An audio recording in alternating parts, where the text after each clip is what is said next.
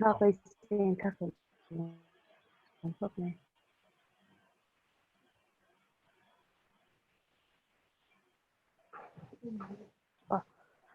fellowship theo nhìn CMCS Ṭhalai thì mình sẽ khẩn để vào in theo nên là làm thu sẽ là thì cái Ṭhalai member vui thế tấm mình sáng sớm vào cần ông ba COVID-19 vào in cái một con thế là vào đây cái nào po fellowship là hôn mang thế là win yan online fellowship thế online video kaltangin kan nei ya alom me me ba kan ho te ram shan na zara chuanin he hi ke active lo em ba he volunteer ve boknet chuba ka he kan ina hia sik dalet hia helut to ka hem bi wa te ya ni fellowship hi ka duwa he thu pha ka ron choi ba sa ni cho chuan tu da chuanin Bible chang tối tế ka lo chia nga tita ne na ti ko pola le khathon ki kan le khathon pakhat na bung som chang som bung khat chang som le som pakhat na hi dan ang lova om thu soi mei te le ti der tu te mi tam tak an om sia certain housing nga mi ani de be chu ho ka chu hu sak tur ani tem na bol lo ru ba nga thu zir tir lo tu zir tirin bi te chung an chok kholo si china ni ania tuna chuanin kan hun chan tu kha kan ko hma nei nga tlangwal Lalrindika Ralte Joba group kan hun chan tu ta ro so bang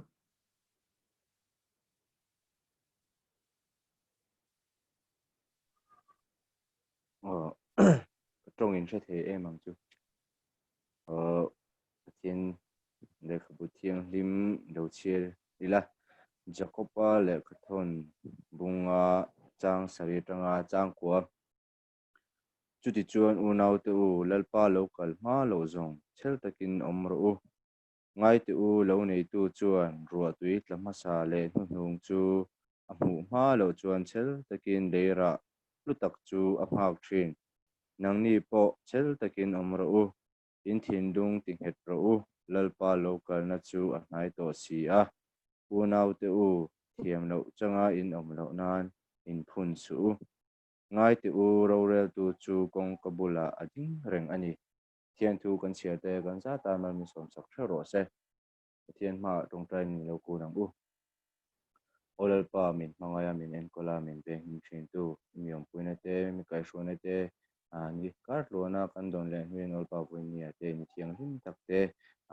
ang thein ke ni nu na te min na zu sakaba in hena lom tu kan thil che ni ol pa kan tun lai bo ro ka kan ngai to chon ol pa hetiang ang hi kan thleng thiang ti reng reng eng ma ngai to na kan le nei lo ba ol pa nang chon rom hanan te min siam sakin hei online mangin ol pa nang ma phak le choi moi na hun te min siam sakaba in hena lom tu kan thil che chon ol pa mun ha tak taka te kan ni mani na buai mani na sang boya te kan ni ol pa khoi tekin kan na mun le kan ha thona mun tro ma te minom pui le la idu ang zong so fa nung thei tur min tran pui le chel pa wen janina kan fellowship hun ku ta kan na na idu zong so fa nunga pa sa thei tur min tran pui min ve mang che an te tia pia en kim mero pui na ni se janina chan vo nei tu zong zong tang ron tong trai saka an chan vo te thata kan len te na turin he na ron deal pok ani idu ro zong ti lo tur min tran pui le la zong chu isofisa min he na lom se chung ron living ron ta ne amen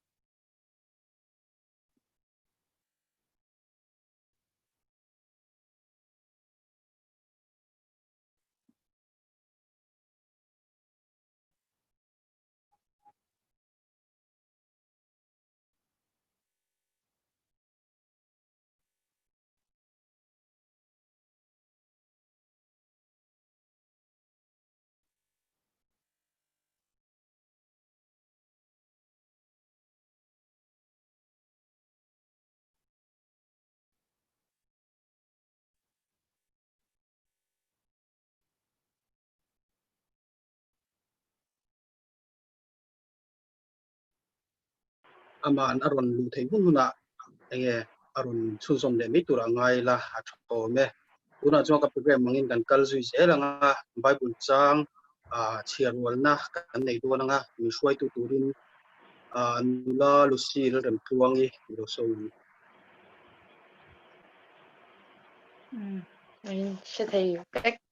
mình tập mẹ mình tại kan Bible chang kan chairperson to hi rom bung som ni chang som pat sari changa som pariat ania thei sham cha khoi taking screen na khan an ran tar dan le ni kadina chanin dule kan vain unmute la kan na no kan zoom call te po man mo kan share ho ton nia alo lang to isa ra ngule rom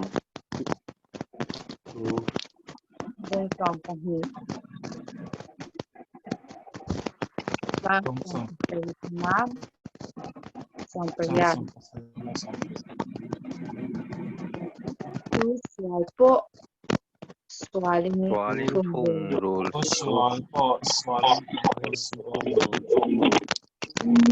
mi rong rong ngaya in mai tua lop ro at hey ot toan nang ma ni lam dal mi rong rong nen in remin om ro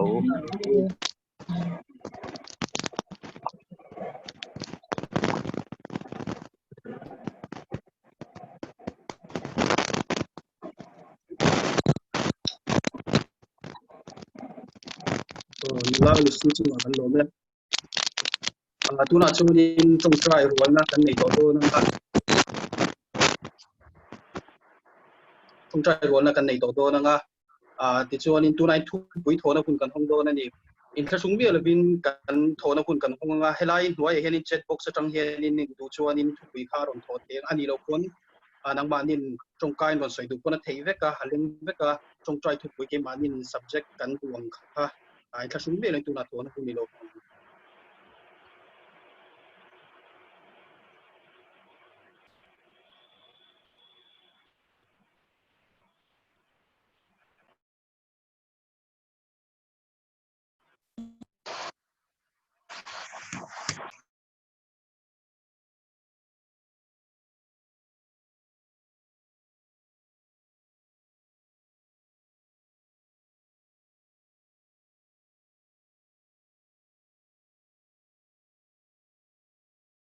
kanum emo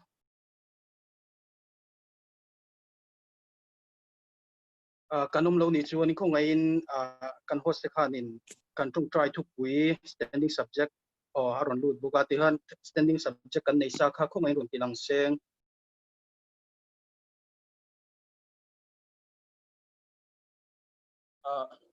kan try to khanin remati sanin talo eng lo lawa kan try to he Nl.C.Zodinpuii pui kha ichina kan se tang khan internet connection la nei thei lawa ton thleng pon ti mi ron phone atuna hanin chawa sanin kha kan try to khanin tle mina lo shwai changai mai thil ti kha ikaning lo rual in tuna hianin lom tu seina hei le chen pathian ko mai na zara nurse samsung te kon kan assistant leader ko khan ron soi to chumi ba ka chuanin kan ti tiang kolkata kan be zo te hi hun sang sangom te hi chwa ve wang na engang pon lo nei pon ni la zanin kheng pon him da ma tu ma hei te me yang tu nang boru ka chuanin positive kan ti to me yang chu he nat na kaya tu ma hi om kan la om lo te hi pathian mal som na kan sanga pathian hum him na dil zelin pathian hin a lom pu soi kha ti me yang trong trai thu pu ya hanin trai no ho kan ron ti le du suai an ni chu lo mu me tho zelang tho du dang kanom chuan kan hung zele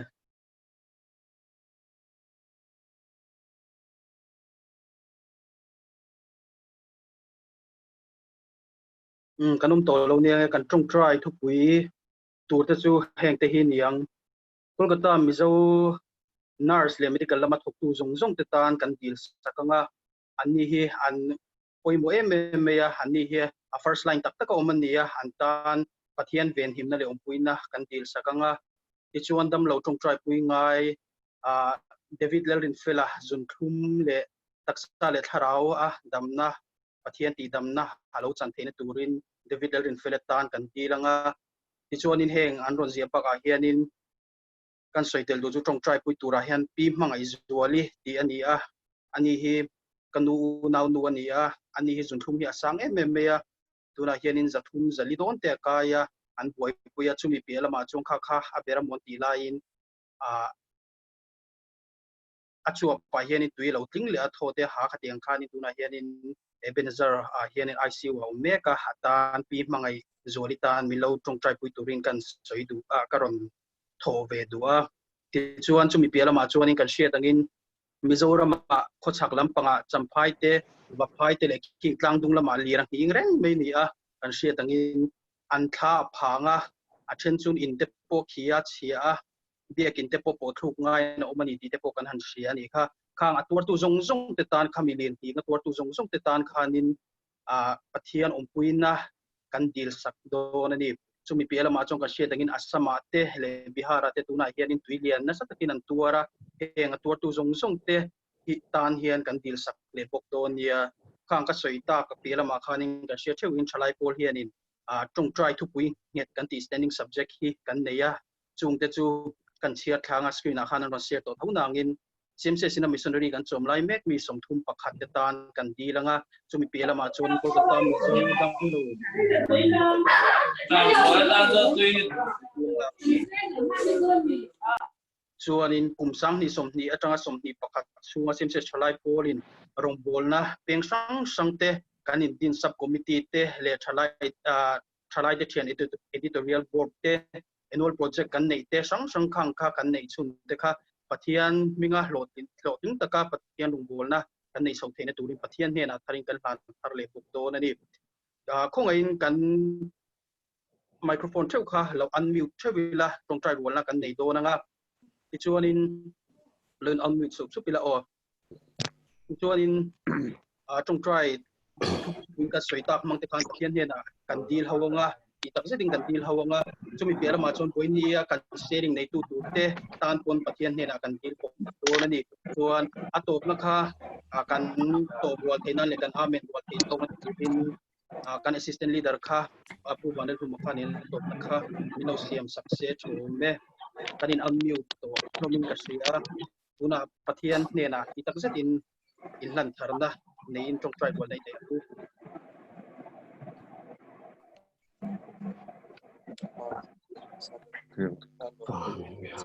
Talking but yeah, and then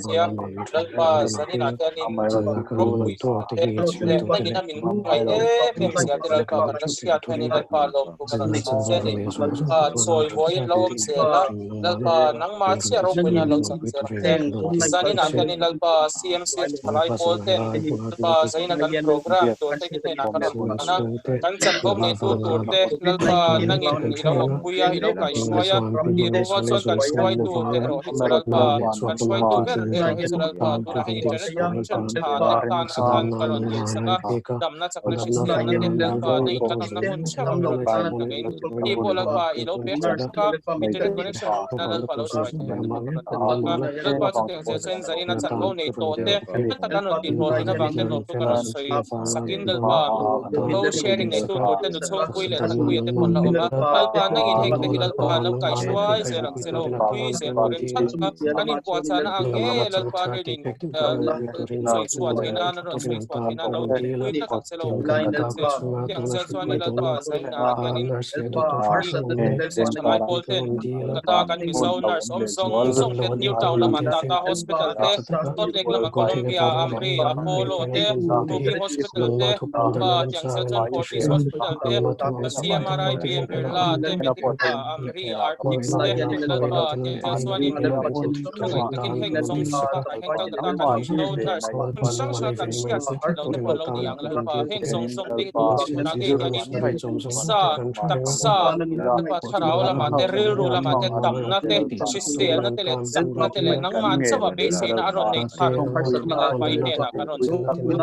shisel pai ne na karon kol nei le ke tiang zeson zaina henel pa kolkata misau te hilal pa kun sang sak om chung si hianin nangin henat na lama hen nangin na miron la veng him kapai lal pa lom thung karon soya hongai takin lal pa nangin miron veng him chu helin lal pa biak bu yang him te po hilal pa lua lu thei to lo ri maila lal pa te application kal thang te lal pa nangin na zoom thang te le youtube thang te lal pa kan out so tur te suai tu ten how tu ten lal pa karon in po sa ze la wangin lal pa lom thung karon soya hongai takin heng kan YouTube kal thang ten online kan te zoom kal thang te lal pa hongai mal milon stop program ne pa isu nangman miron chen puila nangman miron nei pui sel pin kilani salina hiani lalpa David tan David Lalrindika lalpa bronze deal ya tiang ze suanin PP palitan lalpa karon dila heng te hisanina lalpa kan wa he an sung te dam lo sum lo ania bor som nai na ta huam me ya dam do ina te en kanan omani lalpa heng zong zong te lalpa en kol tu nurse doctor te mi pa an a lai tam an treatment lai zong zong te pu tu nai ni suam min ru kan so ya dam na so lalpa khongai takin chung sang hikal ta hani vol na fuala lalpa cross a han lalpa vol na fuala ti dam kan ni gen kan nat na hilalpa nang man ron lang so sa ke don ti ti base inen len kan dam lo te he na kon ko le tu tiang sel chuanin zanin a hel tu ai kan sai kan tharai kun paro ko tlang ni ma karon ko ti he e diwang zo kan chai me ro pi kan se ro pi na len so lo na zong zong nang ma so min lo nei la lalpa CMCS ro pi na ni to lovin lalpa chan vo nei tu te suai tu te committee member ta ro pi na ni to lovin nang ma sia ro pi na lo chang se na che kan rel ru su khek te poilal pa nang man pungai takin sapo dala ma te mishing lam la ke man ka ti thei ti anga in ngai to na zong zong te chulal pa tu na hening nang mi ro pai thak sakla miron so ke sang che eng ki matan pur chok na ta lo so ni ti so ni sta begin kan so che se lang ta peren karon dilin kan tharau kun paro pia pa he fellowship arun tel chin online fellowship ron join chin kan member tinge tan po lalpa tharau pur chok na ta lalpa nangma zom na nangma ne na in kan po na kan in zom na ti pung tu alo ni nge tin na tuin lalpa na in khongai takin mal min som sak tuin kan din kan ne ya he program a henal pan nangma lo tel tuin kan som che ni lalpa nangma itel lo chuan program eng anga tha le lalpa eng anga nuam po siam mai la eng ma om si om lo ni ti kan thia chu wang chon sai na nge po hen nangma kan som che da lalpa nang kan jing lo tel tuin kan ngen tak meu che ni lalpa eng chileng te re ma chuan online fellowship te an theyang ang kal page kan che ngai do na ni kan program om le che tura polal pa nangma lo tel la nangma ne nal par program khazo program blog talk job nangma tharau in puan alpa program siam che tena turin alpa member zong zong pu pa alpa member te mammo alpa tharau tenglim na thona lan theina tula pa program lan siam project in tu point heng program siam thin alpa heng program on duang thok thin an program subcommittee nge te pola pa nangman hongai takin fin na rem chen na ron tajer tuin kan ding kan len bok cheni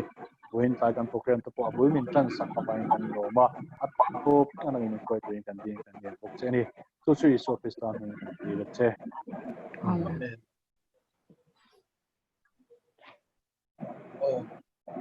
alo me trong trai wo na kan nei e kan suai tu hi aron lut thei pen o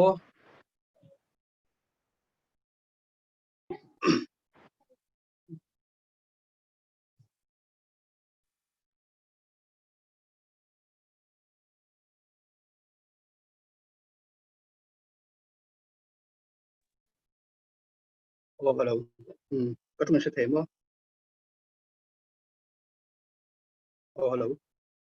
hello sẽ thấy ale hello nghe kan suai tu hi ka mu deuh tlatin ka sia ron let thei to emu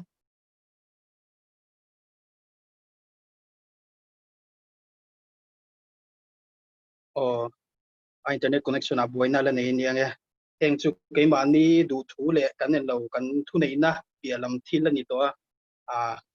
arsat na to chang te chu lo thei lo wa kan program mangin ti khan kan kal chun som chho zel me nga tuna chuan in sharing kan ngai thla masa putanga Vanlalchhungi kan executive committee member nena chang sharing na kan ngai thla don ni tuna Vanlalchhungi hi lo somang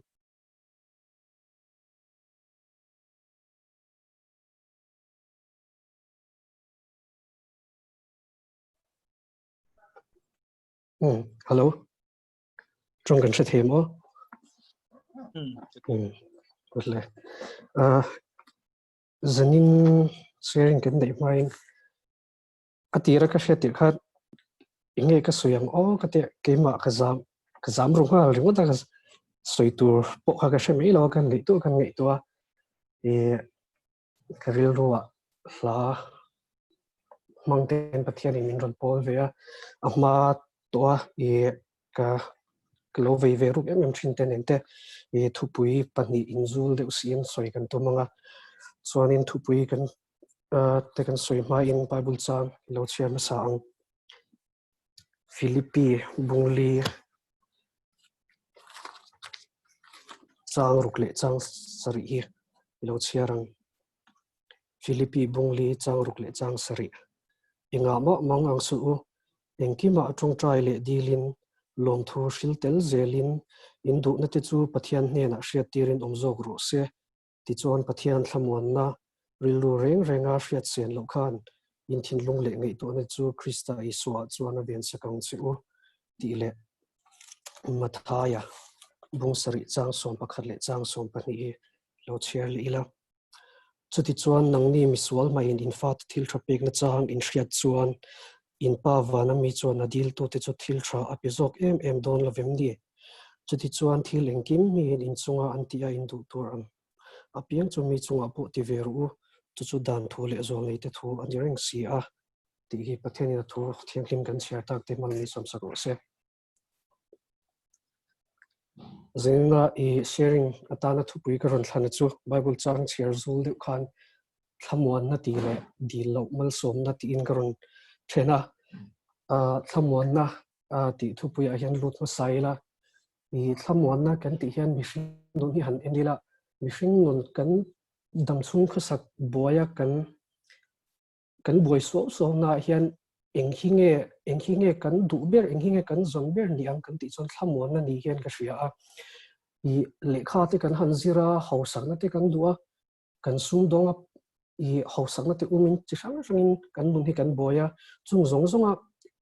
kan thak le chung zong ina nei kan tum le kan thak le ber chu thamwan na ni hian ka hria hausang na te po I ril rumang ang lo le re theina wanga har sanna ril ru ha na zong te nei lo tura kan du na I keimani kan du na te ania lekha kan zir te po han ngei to ila na nei nan te chung te chom nan te thamong taka kan om nan zong kha khang zong kha thamong taka om nan kan ti zong hi alone kan ti zong hi ani hian ka thina ma se chung zong thamon na chu I rei dei hi ni thin si lawa thamon na chu min pete me umei amai ro chu I dam chung po dei lawa nia dam chung rei lo zia chu I chung rei lo te lo lang ang ne nan te khin thina nia I chu tiang chuan a rei lo tur je chu kan thia thiam me ang chu tiang po dei lo chu thamon na zongin mi zong mai hi tiang kan boi so chu ti lai chuan thamon na tluan tling per iswa thamon na chatuan dei min pe thei tu iswa hi kan hria a na tinge kan ngei sak tok lo thin le o ti te ril rual lo oma I no le pa te pon kan fa te I dam chung an lo leng huna te an lo thin lo te na thata kan thok lo ang ti te hang tiang zong kha kan hlau thin ani amai chu aya poimo zo kan fa te tharau nun te I lal iswa ina kan lal iswa I ina kan nuna kai hruai ang ti zok te kan fa te thleng te poin chung zong chu a poimo ber tur hi da poimo ma saila thil dang zong te ho sak na te I heng tiang kan thak le dang zong te hi chu I ama hian a lo om ve mai do na ni tiang I ngei dan hi ka nei hina in ngei dan ani ve emo ama saber a poimo ber lal iswa hi da poimo berila alaya iswa hi omsela adang zong hi chu pathian in min pe ka tiama kan mamo ani ti kan hriat lo thlengin kan du zong amo kan o zong kan mamo thlengin kan hriat lo thleng hian pathian hian kan tan hian min pek hi atiam ani ti kha sheila ama kan da poimo ama kan rin phut chuan ti kha chu thupui ma sa toite karon soi du chu ania pahni na chuan phulo di lo mal somna ti hi karil ru hian alian ve em ya man hi ka hlangai thla ka tang hian ka di lo zok mal somna ti hla kha ka ngai thla hi karil ru hian na thok em ya hi amak thina ni ring tu te chutian i ring long mi te nena i han in khai khin hian kan nun hi ring long mi te na har sa taka an tho ngai te thlan sap phula har sa taka an tho chu ngai te hi i pathian kan rin awang te le ama a kan in ha kan rin tlat awang te hian kan rin lo kan di lo tam tak te kan phu lo ngai ngai thleng hian i ring long mi te sok poina har sa taka an tho ngai kha ke ni hi chon ol sang te hian kan dong mai thin hian ka thina heng zong zong teng te hi pathian ring tu ni le pathian a in ha na hi alovan ni lo thak em ke ni na kan mammo ani ti po kan hriat lo dil na chang kan hriat lo zong zong thleng hian kan thatna tur hian engkim hi min lo ruat sak thina ni ti hi karil ro hian achiang ka ti ve meng chu i ka hriat thar ve da na nia i hausak na te ama kan sei to ang de khan dam chung khosak nom sak na zong zong te kan dil thina ma se kan dil lo ang ten kan nuna alo thinga heng zong zong kan dil anga lo thlen chang hian vui me te hi ol thina ni tiro am hai ro chu vui ringa pathian in enge ka chung a thil tum enge ni ang enge min fi atum ang ti mani in zot ma selwa vui ringa me teng te hi in ngai to chengla chu pathian in kan nuna a thil tum teng te hi ngai to chho tum zok thindila i kan dil na zong zong a hlo tling hrin lawang kan dil min pek chang te pot a omang wa se chung zong zong a chuan i kan thana tur engkim keima ni kan in hriat ai po min hricheng tu pathian hian kan thana turin ama kan rin ama kan in ha phut chuan engkim hi min ruat saka min rel sak dona ni ti hi ring ngamila ti kha ka soidua chumia kan rin ngam na chuan kan thla himwang boxela kan thana tur engkim min ruat sak tu pathian hian ahun taka atok te in ro min rel sak thina ni ti kan hriat na hian kan thlamong ro se ti kha zanina karon soive thei chun i nimei te se kalome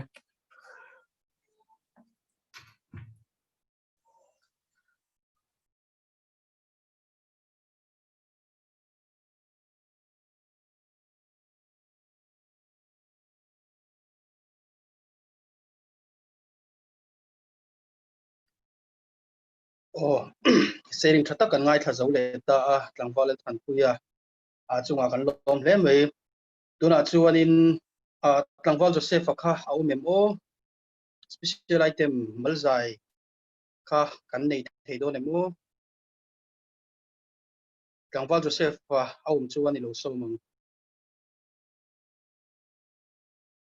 sang don lo Joseph ati mo ko ngai Joseph Engliana kha rem chang lo khel ole apui lo be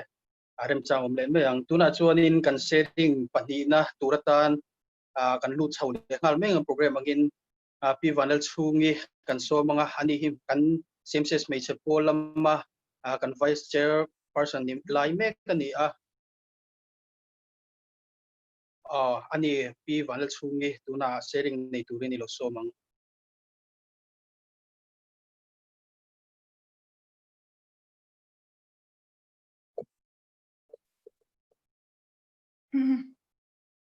kan shi thiyam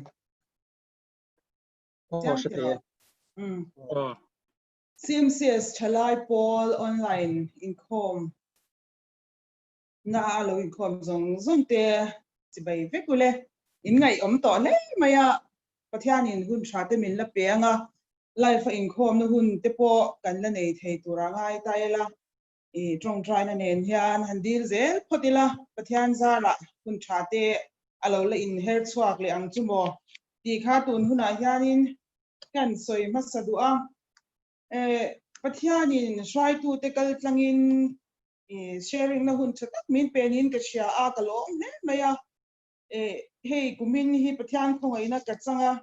kumtira changhan pathian thu ke ma hian nung tak tak te mu mong lama te kema personal spiritual in retreat na turte le kan chung ko tan te tin han ser chwa tur shim ang chi hi kan na hianin I ada sabe me maya amai chu thil soi hi ka thiam lo lut tu ka wang hian ka du ang hian I ka share chuak thei lo ang ti ro hi chu ka lau hle a ama sain pathian le ka puthiang lim I ngai thang thusil tu bung thum engkim tan hian hun ruwa ta oma van hnuaia thil ti zong tan hun rem chang a om ti chuan heta hian bung khatna khan kan chia le anga ni hnuaia thil ti tak zong chu ka hmuta a tin ngai ro thil zong hi engma lo le thil lo thon mai lo ni ati boka thusil tu khan ti chuan to heta thusil tu tho bung som pani na hi chia le taila heng thu zong khai khom na hingai thati ang pathian trila athupek te bongro hei hi mi zong ti tur chu ani mai pathian chuan thil ti zong chunga ro ala rel don si a thil in thup engkim achia emo acha emo po ti hi ti chuan sam number pakhat na chang ni na kan char le ang alom na chu lalpa dana ani zoka adan thu chu achuna zani na ngai to trin ani chu tuiluang kyang thingphun ahunte ara trin ana po wai ngai lo ang hi ani a athil ti apiang apui zingil zelang lalpa na thu kan ti rikte atharin kan zatan mal son ro se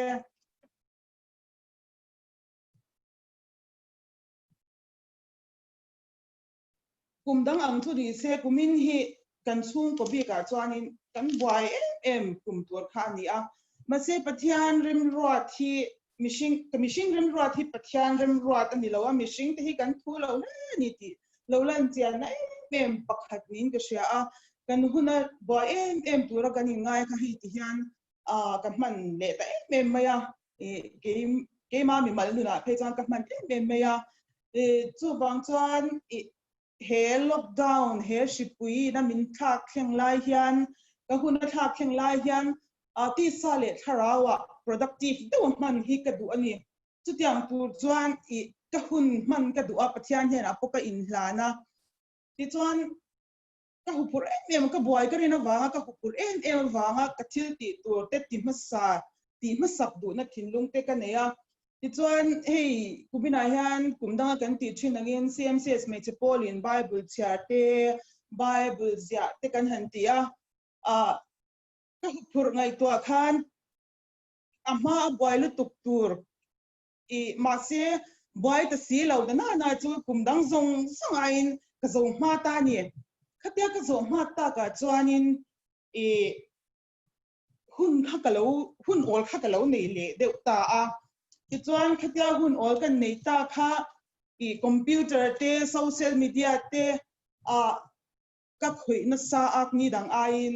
ti chuanin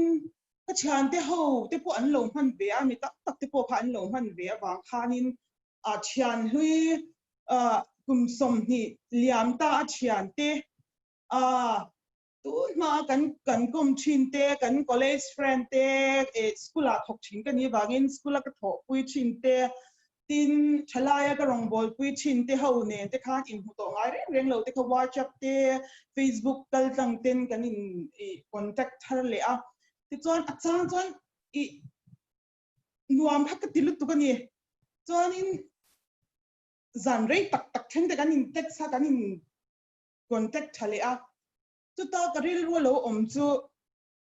he Bible chang hi ani a mishing te hi pathian hian pumpel thei ya lo tur tu te tan po hian min lo siam sak veka kan finge mo kan ai mo thu kan oi lo mo kan me thai mo thalo mo kan ho sa lo me khang zong tan khan hun hi min lo pe vek maya chu hun min pe chu pahni hian kan karil ro lo langa pakhat chu kan tun hun kan dam chunga kan du than the na hun le pakhat le chu ro min rel sak na tur hun hi ni apoi ngo te meya he pathian ke mani chunga ro re tu kan shiat chian lo chuan he kan tun hun kan bu than hun a hi nakin tan alapo yang ti po ngai tua man lo hian kan hmang ti kha lo me me ba chu wang chuan tu na kan bu than na nge hian nakina thia min chan ti do na nakina min lo tin limin min la ti lungai do na ni ti kha cha me ma pashiat na hi ka ne ya karil ruwa thar em ma ya ti chuanin chung in buat saina tan chuan thil pahni hi karil ruwa le ani alo lang le ni chu pakhat na chuan pathian ne na kanin lai chin na pathian ne na kanin lai chin na hi apoi mo ema ti chu diang cha chuan pahni na chuan na mun dik poi mo na katia hemite pahni hi ka thinlunga khan aridon tut me ni mishing hian pumpel thei ya lo ni sna ka soyang khan thunei tu kan chunga ro re tu kan nei chu awangin kha thil ka kan chian chuan chu kan thunei tu chuan ro min re sak don ani ti kan chian chuan he thil pahni pathian ne na kanin lai chin na le kan na mun hi kan thang film khurin kan ngai poi mo leang ti kha arin omani ti chuanin pakhat na chuan kan pathian ne na kanin lai chin na hi han sei don tai la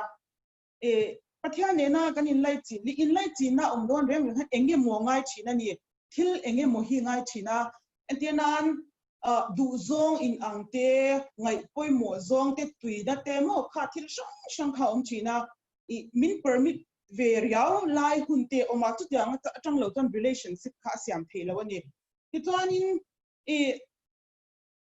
tikan ka chiante han ki le tai la ka chiante ka te kum som hi malama ka chiante ho kha chen khat chu an lo thi to a relationship ka siam pui le ngai reng to lo tur te an ni a ti chuan chen khat chu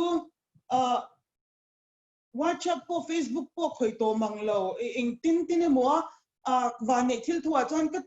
relationship ka siam pui le thei turang chi kha chu an lo le ta a tin chen te ro chu an fa te po pha ya ta lo kan huna te po ron shwai chin te ron zin chin te tin na tho na wang ron kal chin te khatiang ang chi te khan lo ta chu ka relationship siam pui le tur te chu asiat nei ta ni chu ho nen chuan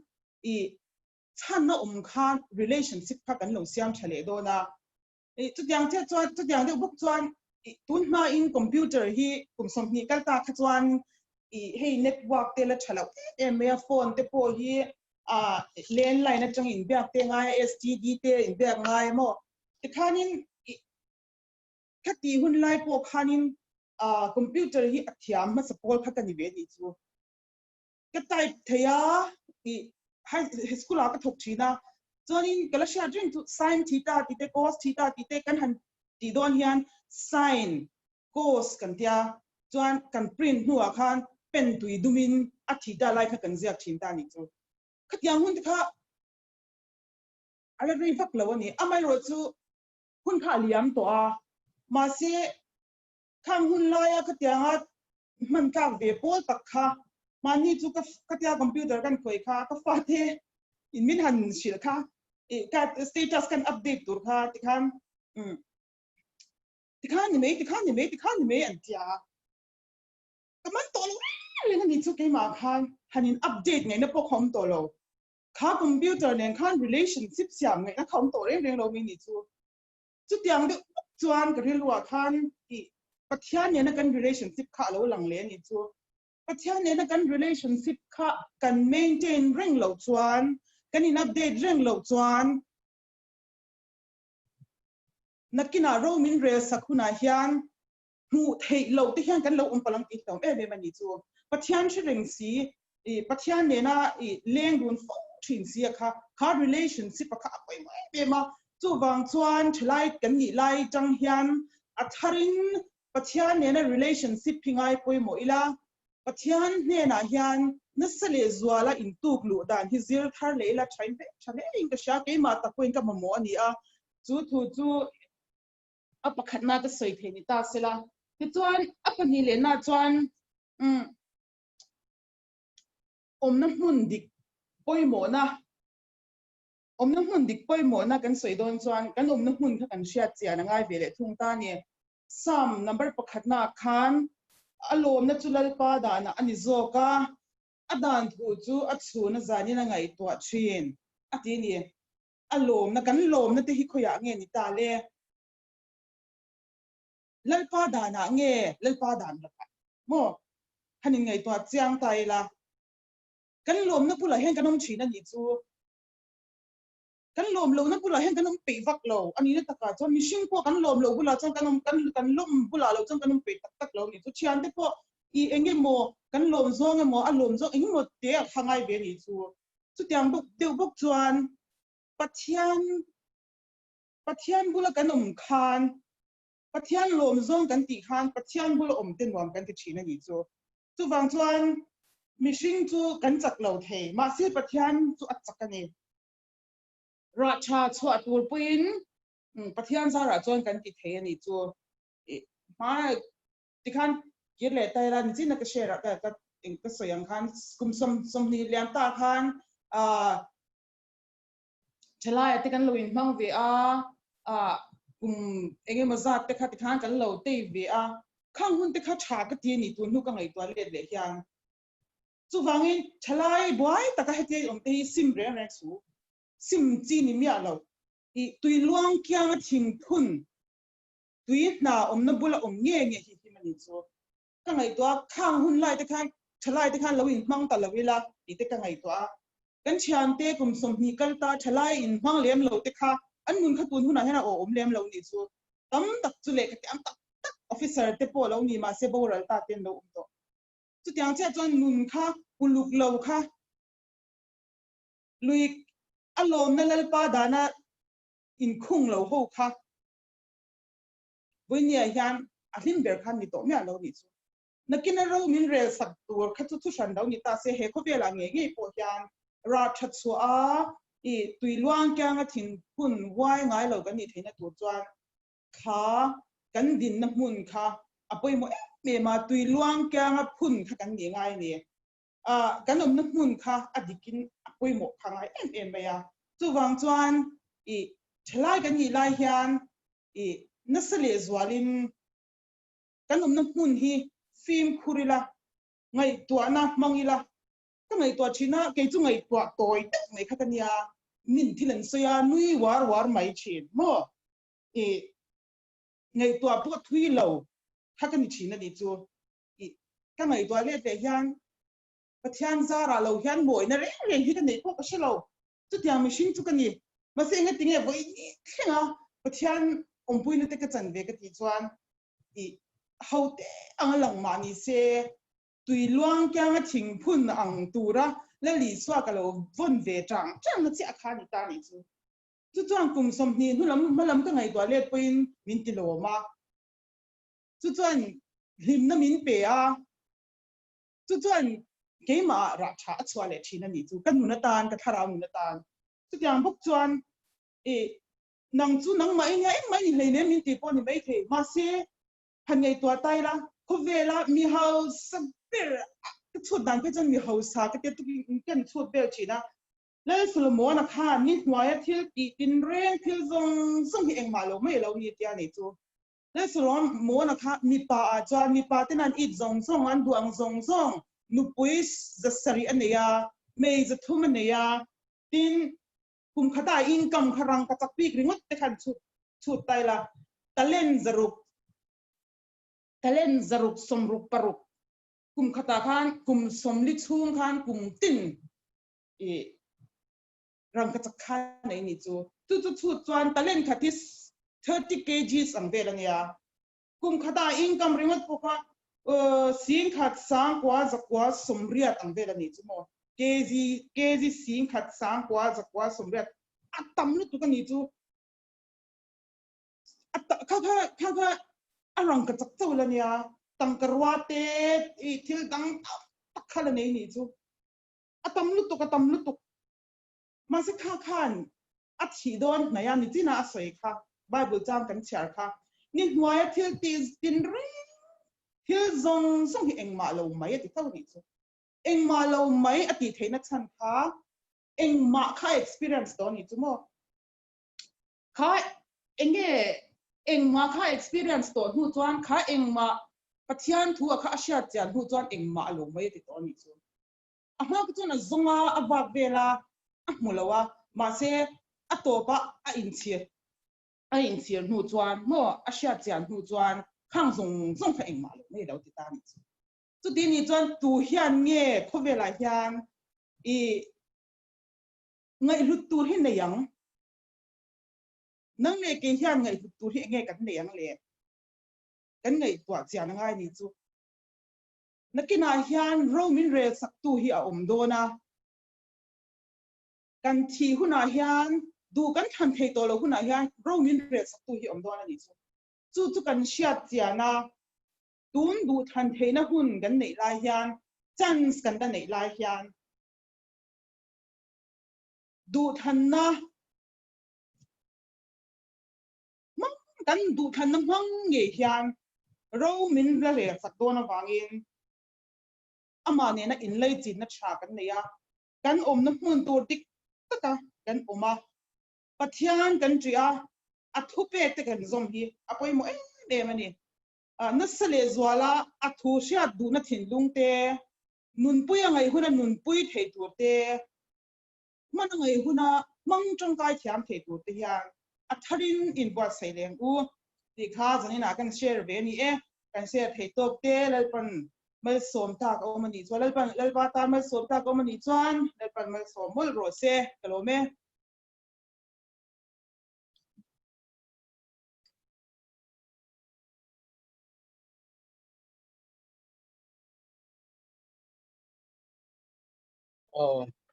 alo mom le me sharing thatak ke kan ngai tha kan ngai tha zo le ta wi Vanlalchhungi kan Hmeichhe lam Hruaitu ne na tang kan ngai tha chuma lom thu kan soi tak me ani a soi ha ke po poi mo ka til em me ya a soi ang khanin Ṭhalai te a hianin enge a chang chuanin Ṭhalai kan ni hei chuanin enge e khovel thil te khovel a cheng kan ni am miau bang ke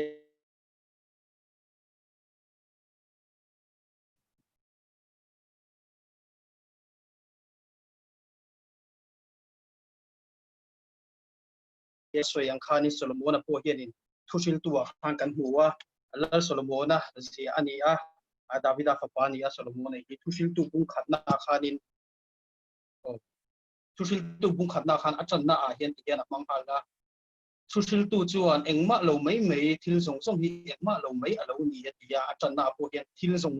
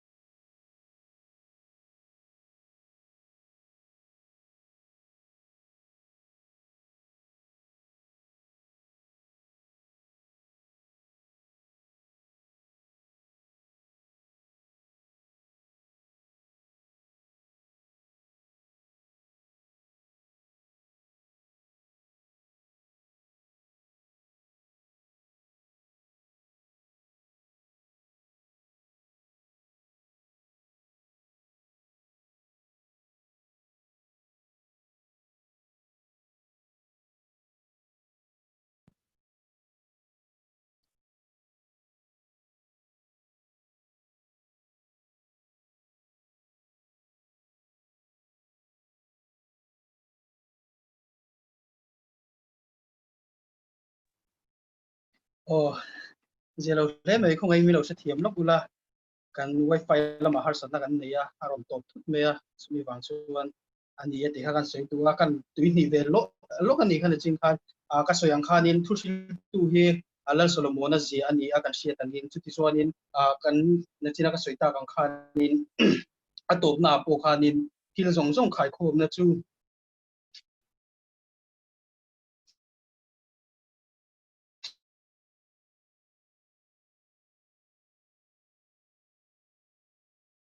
la nei atial na zong eng mal me lo nia thil zong hi alo khan ti tura kan von me kha age Ṭhalai te kan nia khata khanin kovel thil te lo moi thin ma se khang kan no la eng ma lo ni lo pathian kan khan tlat kha apoi mo zia kha aron sharing tang han karon tui ti pe lo uni zanina sharing fellowship tura ron til zong zong te chunga lom thu kan soya khati zong kha zanita na kan program nei te chu ania chulni le lama anga hun nga ya kan mule theu tura ngai la tel lo te po kan thian te po AI tam le zual tel turin ani som thebila tuna hian mi som thum rual vel te kan ni na chin te kan chi chuan mi som thum rualina mi pakhat theu kan som chuan mi som lu vel lai kan ni le to na ni a shi mi pathian ta na kan fellowship na hianin midang te som na kunga po thathem ngai le surang u ti phakan soitel le po kan ni tuna chuan kan hun top lam kan lo nai to na nga lel pantrong trai dan music ke ka trong trai ruala nga chuang kan hun kan top to nia khongain kan microphone in unmute ka lumila